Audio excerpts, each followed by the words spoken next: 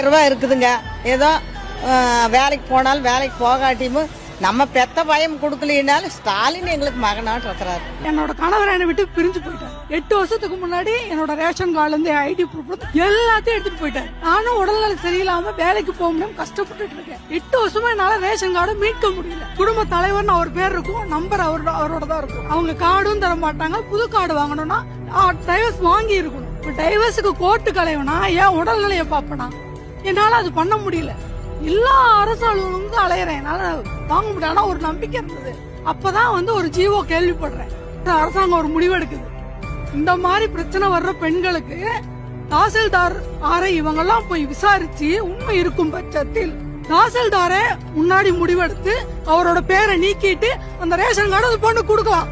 5 நிமிஷத்துல அவர் பேரை தூக்கிட்டு என் பேர் போட்டு கொடுத்து எனக்கு கார்டு கொடுத்தாங்க சார்.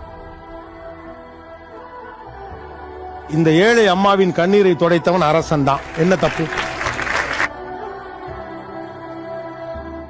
இப்படி ஏழைகளின் கண்ணீரை துடைச்சு அவங்களோட முகங்கள்ல சிரிப்பு வரவேற்கிறது தான் இந்த முத்துவேல் கருணாநிதி ஸ்டாலினுடைய ஊக்கமாக நான் எடுத்துக்கிறேன். இன்னும் பண்ணுவாரு, மேல மேல பண்ணுவாரு. யார் என்ன சொன்னாலும் அதெல்லாம் அசர மாட்டாரு. அவர் சிங்க மாதிரி.